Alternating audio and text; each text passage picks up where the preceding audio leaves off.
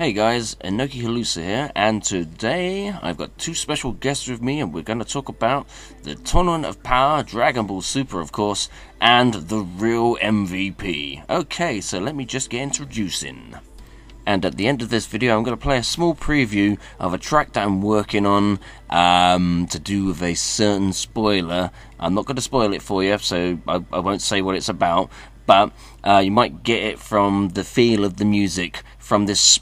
It's about 30 seconds long preview of a track that I'm working on, and I could really use your ideas, suggestions and thoughts, so listen to the discussion, listen to the track at the end of the video, and then give me your thoughts in the comments section below, and obviously I'll take all your ideas on board and I'll craft the music around your ideas for the next video with my next track coming up.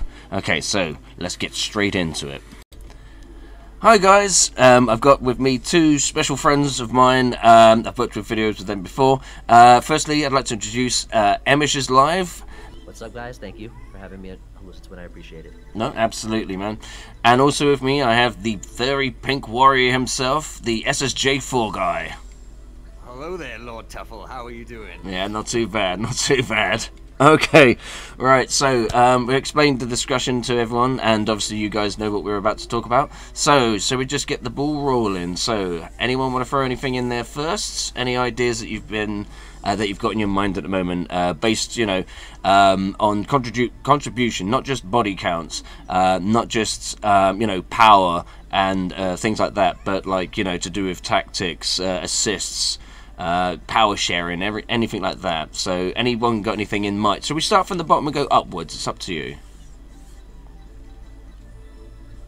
Characters wise, I you know who stands out a lot to me is Master Roshi. I don't know why. I think it's because he saved Vegeta's ass at one point, and just the fact that he's kind of showed everyone up in a way. You never thought Master Roshi would be as good as he did. He had a few good episodes, and I have to think back on so much now, though, with the Tournament of Power. It's been such a long time remembering all the eliminations and things. But I think he did have a few eliminations, Master Roshi, did he not? Yeah, I think yeah. Well, he had that one where he did the Mafuba on the sort of demon chick that looked like she was from Darkstalkers, and then chucked her off this stage. I'm sure there was someone else as well that he eliminated. He basically bodied half of Universe 4. Oh, well, there you go. Yeah, yeah. So, I mean, that's a great contribution there straight away. And obviously, you know, the master, you know, teacher himself. But how do you feel, you know, he would scale up out of the 10, if you like, from, say, 1 to 10, where would you think you'd put him as contribution, assists and things like that, and how useful he actually was in the Tournament of Power as part of Universe 7? Definitely above TN, to say the very least. Oh, well, that goes without saying, doesn't it? At least 9, I think. What right now, Mish? As far, well, I don't have a top 10. I have a top 4. I think there's really, like, out of Universe 7, there's like 4 characters that really stood out. Obviously, aside from like the face of Dragon Ball, that being Goku. Forget him for a second. But guys like Roshi, I agree, with Super Saiyan 4 guy. That Roshi, his episode was very impactful because it kind of set the tone for just how serious this tournament was for some people. And like I said, even though it's just an anime, it doesn't really matter. But when you really get involved into it, when you see someone like that who hasn't really picked up a finger to fight, probably since Revival of F, but even before that, when was the last time Roshi even fought? So to see him really get engaged and to see him get involved in the tournament, and he really proved as to why they needed him for the tournament. You know what I'm saying? He really solidified. He proved himself. He solidified his position, and it was really enjoyable to see. Overall, it was a great episode. He kind of inspired Goku, inspired Krillin, even though Krillin took a major L. He was the first one to go, but he really inspired Goku, and that was really cool. He broke through his own limitations, and he didn't just sit down and say, you know what, I'm old and I'm senile. I can't do it. I can't. You know, I don't have anything to offer. He helped Vegeta as well, even though it's kind of his fault that Vegeta got sealed, but then he made up for it. And those 2 episodes for him were just great because he stood up to Frost, he stood up to half of Universe 4, and he really made people believe, like, yo, old timers, like, he's a piece of history. So to see characters who weren't necessarily relevant for like most of Z, like after like the Frieza arc and stuff like that, everything afterwards, maybe even in the beginning of the Raditz, like I said, Roshi wasn't really involved in the whole Raditz at all. But for the most part, for most of Z and going after that, he was non-existent. So to see him do that was really cool. Another fighter that was really cool to see I'm gonna get to him later, but Frieza is another guy who I think we should consider, mainly because he provided Goku with energy after he lost the fight with Jiren in episode 110. Oh yeah. And he also saved Goku in the episode. I forgot what episode number it was, but I guess Aniraza, if you guys remember that. Oh yeah. Frieza, and Frieza also eliminated Frost. Worked with Gohan to eliminate Frost. Actually saved Gohan against the Yardrat. That's so true. He was there. He was in and out, but I think he really deserves some kind of credit. Another character I think will definitely be Vegeta, hands down, because Vegeta, there was an episode, I think, I don't remember what, I think it was 113 or something like that, and basically this is the episode where Cabba goes Super Saiyan 2, and the episode where Vegeta saved Cabba pretty much, but Vegeta's resolve and will to really represent what it means to be a Saiyan, that attitude carried out throughout the other Saiyans, Caulifla and Kale. Caulifla went to go fight Goku after she recovered, thanks to Cabba. Cabba transcended, he ascended his limitations and beat Mona, went Super Saiyan 2, eventually lost to Frieza. Kale eventually joins the fight with Caulifla to fight Goku. And then Vegeta is basically back-to-back with Goku, and he says the Saiyans will live on. And that whole episode was pretty much about that. And then after that, we got the whole Goku training Caulifla and Kale. So Vegeta's presence really, it did a good job at really walking into like the very next few episodes, which were amazing, involving Caulifla, Kale, and Kefla, for example. And another guy I think definitely, hands down, who definitely made a major impact, especially as of recently, is Android 17. A lot of people saying he is hands down the MVP because he came through in the clutch when it really counted. I think every episode after 119 or something like that, he was just on fire, this guy. Against Daemon and Gamisaurus, against Daemon primarily Universe 4, helped against Aniraza, helped against Jiren. He saved Goku and Vegeta, sacrificed himself. Like, he's done so much.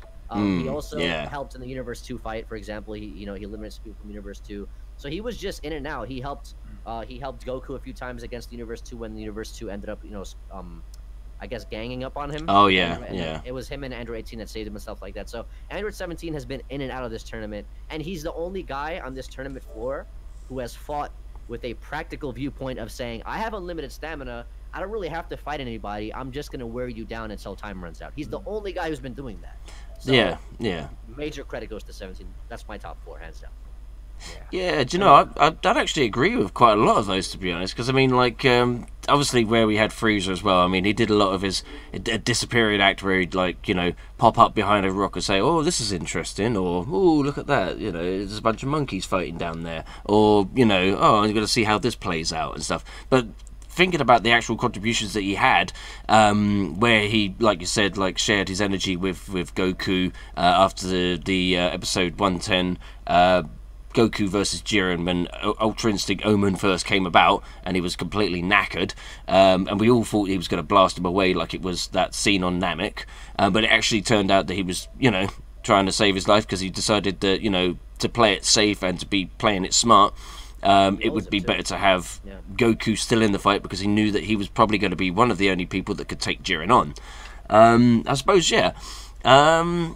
And 17 as well, I mean, like, especially in the last few episodes, has definitely, like, shown that, he was a very valuable piece on the board with his contributions as from the, from when he was fighting Universe 2, pretty much bodied a couple of, fair few of those, and helped Goku as well when he was completely worn out again for the 3rd or 4th time. I don't know how many times he got knackered out and lost all his energy, but yeah. I'd have to think a little bit more about the other characters. See, the problem I've got in my mind is I'm thinking of all the useless characters that are in the Universe 7 team. So I'll probably have to erase... I really think that Frieza's paced himself very well through the tournament. I have to admit, he hasn't just gone in there and done stupid things. He's been a very smart fighter. And with 17, I got to be honest, when it comes to team play, 17 has probably been the best team player in the tournament, I think. Yeah. I think probably, yeah. He would probably be the MVP of Universe 7. Then I'd say, because I mean, if we erase all the useless characters, I mean, what contribution did Tien give that anyone remembers? Tien lost to the floor. It was an embarrassment. That guy Tien, man, he's just so bad. I don't know what they were thinking, man. I have no idea. I mean, this is the same guy that held down Semi-Perfect Cell you know, who was 100, I don't know how much more stronger Semi-Perfect Cell was in comparison to Tien, and he was holding him back, you know, with his tri-beam. The only triangle beam that could cut a square hole. It's crazy. Exactly. That's a good point. That's actually a good point. Yeah, that's true. Yeah. If you think about the characters from, like, you know, 17, Frieza, Master Roshi, Tien, these are all, like, classic Dragon Ball Z characters. And they're kind of, Dragon Ball Super, we've had the gods and all that stuff.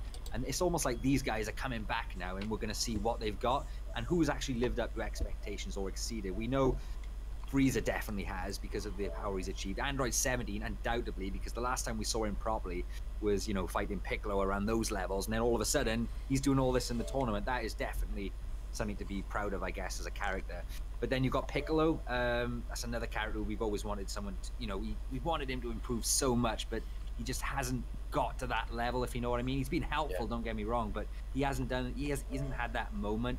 Like Gohan definitely has. I think Gohan has really improved considering how he was in the Resurrection F storyline, but I think we've liked that comeback with Gohan. That's very important. Tien, obviously, his moment, he had a chance, but he hasn't taken it, and the writing, that's the blame, I'm guessing. But Tien, I can't get it for him, to be honest, because look how jacked up he was back in the Trunks saga when he was waiting for Frieza. He was bigger than Nappa then. Well, I know. He was as wide as Krillin was tall.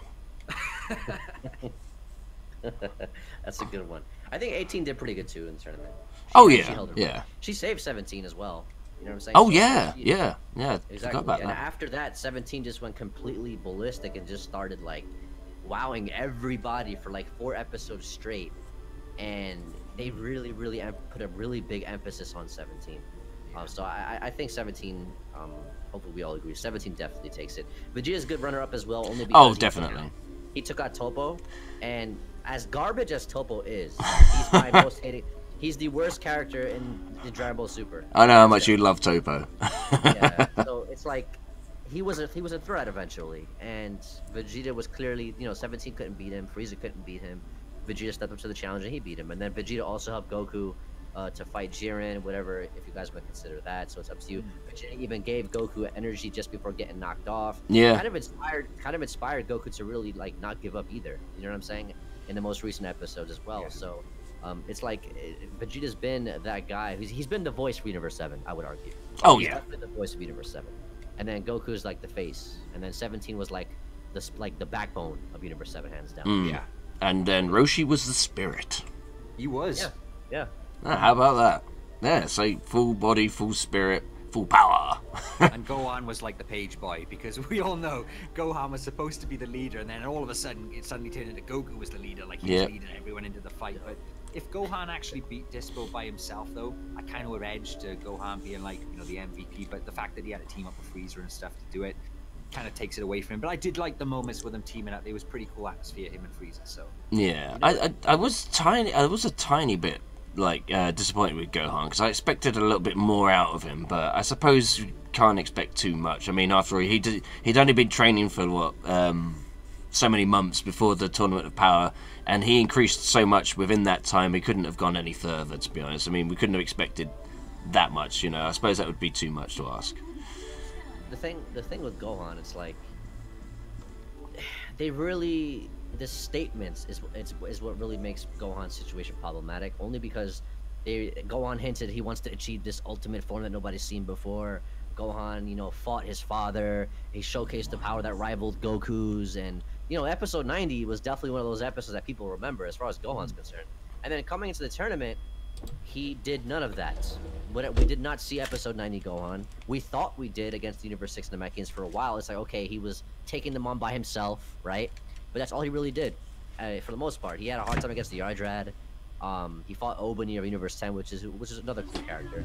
He had a hard time against the Yardrad.